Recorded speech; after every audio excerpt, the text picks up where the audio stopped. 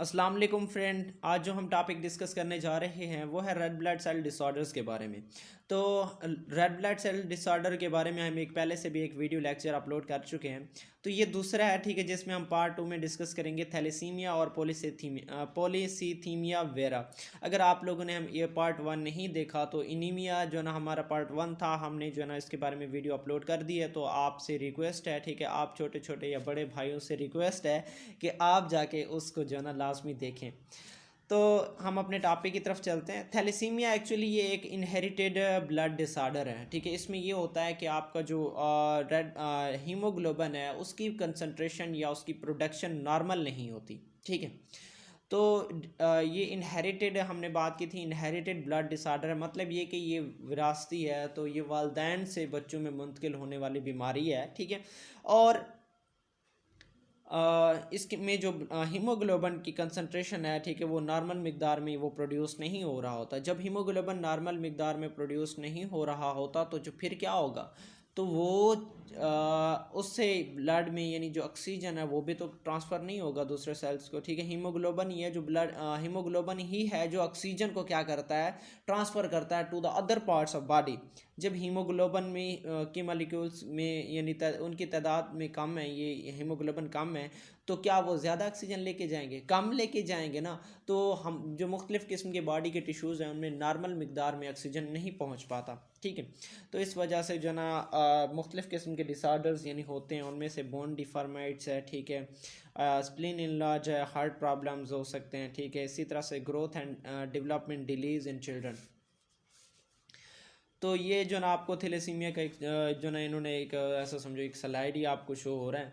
तो इसमें ये है कि जो ना जो थैलेसीमिया का पेशेंट होता है, ठीक है, उसमें जो हीमोग्लोबिन की कंसंट्रेशन क्या हो जाती है, कम हो जाती है।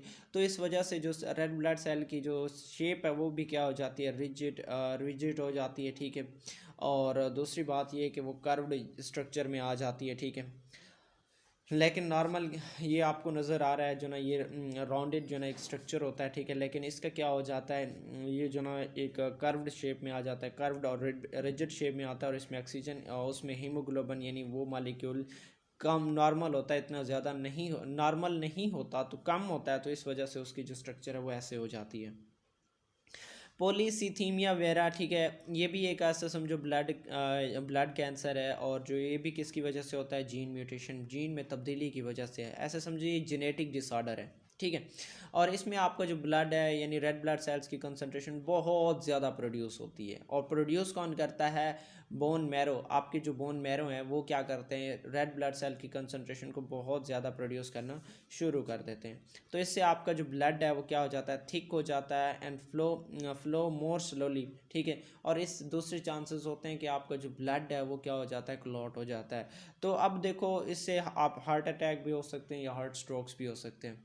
तो देखिए, ये इसका कोई ट्रीटमेंट अभी तक नहीं बना। लेकिन इसका ये है कि आपने जो ना पेशेंट से, ठीक है, कंटिन्यूसली आपने ब्लड रिमूव करते रहना है ताकि उसके उसमें ब्लड की कंसंट्रेशन जो ना और रेड ब्लड सेल्स की कंसंट्रेशन जो ना वेन्स में ना हो जाए, ठीक है। अगर कंसंट्रेशन बढ़ गई, ठीक है, तो फिर क्या होगा कि जो ना जब कंसंट्रेशन बढ़ जाएगी तो जो ना ब्लड क्लॉटिंग हो जाएगी, तो हार्ट स्ट्रोक भी हो सकते हैं, ठीक है।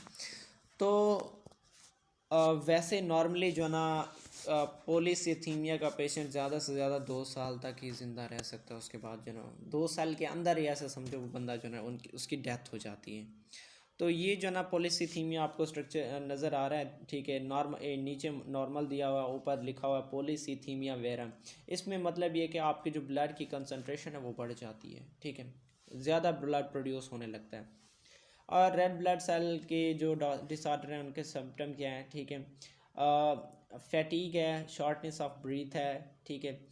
Trouble concentration of lake of oxygenated blood in brain में जो ना आपके ऑक्सीजन की कंसंट्रेशन यानी लेस ऑक्सीजनेटेड ब्लड जाता है वहाँ, ठीक है। आपके मसल वीक हो जाते हैं। और फास्टर हार्ट बीट, आपकी जो हार्ट बीट है वो भी क्या हो जाती है, फास्टर हो जाती है। तो ये था हमारा आज का छोटा सा टॉपिक, ठीक है। आप लोग नए हैं तो आप लोगों से रिक्वेस्ट है कि छोटे से चैनल को छोटा सा सब्सक्राइब कर दें और अपने भाई को सपोर्ट करें। शुक्रिया।